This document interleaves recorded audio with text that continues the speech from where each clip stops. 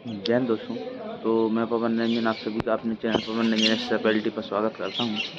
तो आप सभी के अभी कुछ के एग्ज़ाम हो चुके होंगे, कुछ के होना है। तो अभी एग्ज़ाम होना है। कुछ लोग कह रहे थे मेरी आँखें जो हैं ख़राब हैं, तो वो साइड में मैं देख लेता हूँ, कोई आ तो नहीं रहा है ट्रेनिंग के वक्त। मैं यहाँ पर वीडियो बनाता हूँ, तो इसलिए देखता हूँ कि साइड में कोई आए ना हो।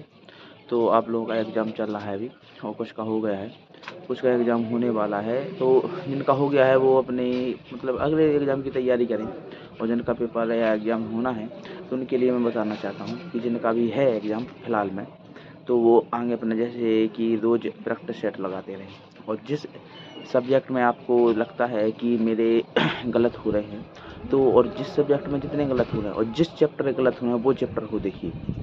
जैसे आप देखें तो मैथ में आप लगाते हैं तो 20 क्वेश्चन आते हैं। अगर 20 क्वेश्चन में से आपके 15 भी सही हो रहे हो, 5 गलत हो रहे हैं, तो आप देखिए किस चैप्टर से गलत हो रहे हैं, क्यों गलत हो रहे हैं, उसी चैप्टर का दोबारा रिवीजन कर लीजिए।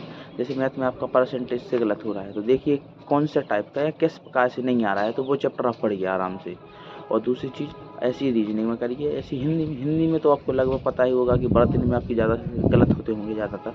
और वर्तनी में या विलोम शब्द तो सही हो जाते, पर्यायवाची में थोड़े गलत हो जाते हैं। तो वर्तनी और पर्यायवाची ये दूर से देख लीजिए आप। और लगभग आपकी हिंदी में 1800-1900 सबके बनने ही रहे हुए बना रहे होंगे। और आपकी जी की जीएस है, तो जी की जीएस में आप पिछली का एक 6 महीने की समथिंग करंट अफेयर्स पढ़ लीजिए। और जी के जीएस में करंट अफेयर्स पढ़ लीजिए। और जी के जीएस में स्टैटिक जी के पढ़ लीजिए, क्योंकि आपको इतना टाइम भी नहीं है कि आप पूरी जी के पढ़ें, और पूरी जी के बहुत बड़ी है। तो आप ज़्यादातर मेरा फोकस रहेगा, या तो आप करंट अफेयर्स पढ़िए जी के में और स्टैटिक जी के। और तीनों सब्जेक्ट को जैसे मैथ, रीजनिंग, हिंदी पर ज़्यादा ध्यान दीजिए। और रीजनिंग में भी यही करिए कि आपको जैसे रीजनिंग लगाइए, तो रीजनिंग का आपने प्रैक्टिस सेट लगाया तो आपके कितने सही हो रहे हैं। आपके अगर 17-18 सही हो रहे हैं, 3 जो भी गलत हो रहे हैं, 2 3 4 क्वेश्चन, तो वो किस चैप्टर के गलत हो रहे हैं उसको देखिए। जैसे आपका सीरीज का देख लीजिए, सीरीज का गलत हो रहा है तो सीरीज को दोबारा लगाइए, किस टाइप के गलत हो रहे हैं, क्यों गलत हो रहा है, उसकी प्रैक्टिस कीजिए। कोई ऐसी बुक से प्रैक्टिस कर लीजिए जिसमें 200-300 क्वेश्चन हो कम से कम, तो ऐसी बुक से प्रैक्टिस कीजिए। तो मैं अब प्रेफरेंस करूँगा, जैसे आप किरण की किताब है, एसएससी जो किरण है जो एसएससी की जो क्वेश्चन है उसको देती है, तो उसकी बुक है उसको प्रेफर करूँगा। उसमें कम से कम 500 सवाल होंगे, तो आप जितना भी लगा सकते हैं वो लगाइए आप। रीजनिंग में सीरीज वाले में कोई भी जिस चैप्टर में आपको दिक्कत हो रही है वो लगाइए। तो आप आगे करते रहिए, जिस प्रकार से आपकी प्रैक्टिस करते रहेंगे। एग्ज़ाम चल रहा है आपका, तो आगे अपने जो भी चैप्टर हैं, जो भी आपने चैप्टर नहीं पढ़े हैं उसकी प्रैक्टिस करते रहिए रोज़। और प्रैक्टिस करने के बाद अपना एग्ज़ाम बिना मतलब कि प्रेशर ना लीजिए, आप एग्ज़ाम में प्रेशर नहीं लीजिए। जो भी एग्ज़ाम है आराम से दीजिए। जैसे एक घंटा है, 60 मिनट में 80 क्वेश्चन करने हैं, तो आपको जो क्वेश्चन पहले आए वो कीजिए। जैसे ऐसा तो है नहीं कि पता चल जाएगा आपको पहले कौन सा क्वेश्चन आ रहा है।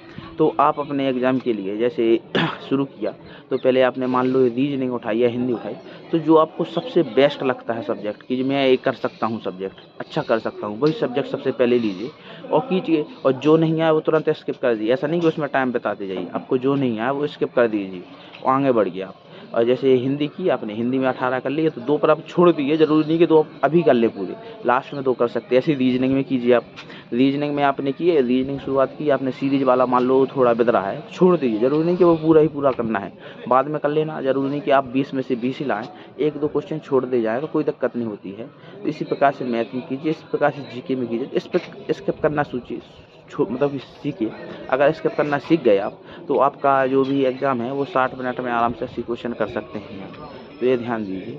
तो आपका मतलब कि अगर इसके बाद जो भी टारगेट होगा, अगला टारगेट मुझे लगता है कि जैसे अगर बेल्ट की नौकरी में देखें, तो अगला टारगेट आपका सीआईएसएफ या सीआरपीएफ का हेड कांस्टेबल एएसआई वाला होगा। और भी आगे होंगे, कुछ बच्चे यूपी पुलिस की तैयारी के लिए सोचन कर रहे होंगे, क्योंकि आगे यूपी पुलिस आने वाली है और दिल्ली पुलिस भी आएगी। तो अभी इनका नोटिफिकेशन कोई अपडेट नहीं है कि अभी आएगा या मार्च में आएगा, तो कुछ समय बाद भी आ सकता है। तो आप अच्छे आराम से पढ़िए, पढ़ते रहिए। ऐसा नहीं कि आपका एग्ज़ाम नहीं आ रहा है, कोई नोटिफिकेशन नहीं आ रहा है तो आप छोड़ दीजिए, क्योंकि आप अगर रेगुलरिटी बनाए रहेंगे तो आप अपना अगला एग्ज़ाम निकाल सकते हैं आराम से। तो इसी प्रकार से आप अपनी रेगुलरिटी बनाए रहिए। अब मिलते हैं हम अगली वीडियो में। तो जय हिंद दोस्तों, धन्यवाद।